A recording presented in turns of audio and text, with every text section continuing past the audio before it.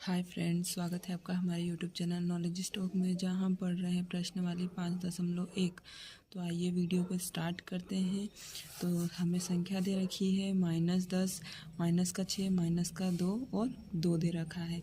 अब हमें इसका सार्वांतर निकालना है। सार्वांतर में हम 2-3 पद निकाल कर देखेंगे। उसके बाद अगर सार्वांतर है तो हम उसके अगले पद निकालेंगे। मतलब हमें A4 दे रखा है, ये होगा हमारा A1, ये होगा हमारा A2, ये होगा हमारा A3 और ये हमारा A4 होगा। ठीक है, अगर सार्वांतर होगा तो हम इसके बाद A5, A6, A7 और A7 तक पद निकालेंगे। तो समीकरण जो दिया है हमने प्रश्न से लिख लिया है। अब देखो, जो हमारा D1 होगा हम उस D1 निकालेंगे। तो जो D होगा, D बराबर क्या मानते हैं हम, D1।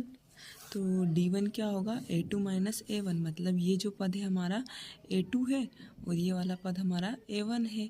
ठीक है, तो देखो A2 में से A1 माइनस करेंगे तो A2 कितना है, -6 और माइनस वैसा का वैसा। अब A1 कितना दिया है, -10।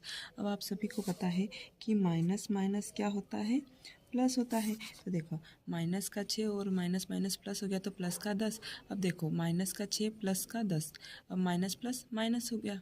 अब माइनस हुआ तो ये हो गया, 10 में से 6 गया तो 4। अब -4 क्यों नहीं आया, क्योंकि यहाँ पर जो संख्या दे रखी है वो प्लस में बड़ी दे रखी है, इसलिए हमारा आंसर आएगा प्लस में। तो D1 बराबर कितना है, 4। अब D2 निकालेंगे। तो D2 निकालने के लिए क्या करेंगे, जो हमारा A3 है, A3 में से A2 माइनस कर देंगे। तो A3 कितना दिया है, -2 दे रखा है हमें।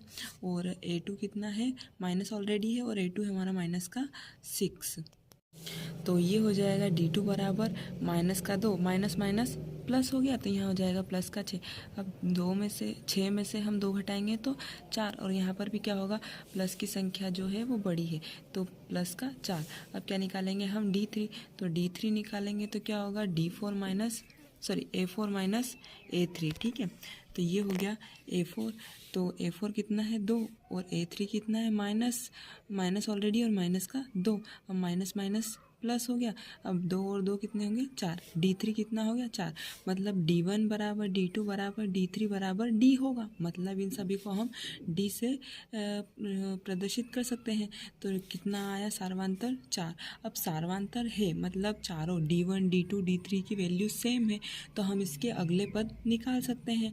तो अगले 3 पद क्या होंगे, अब देखो हमें श्रेणी में A4, A1 दे रखा था, A2 का मान दे रखा था, A3 का मान दे रखा था, A4 का मान दे रखा था।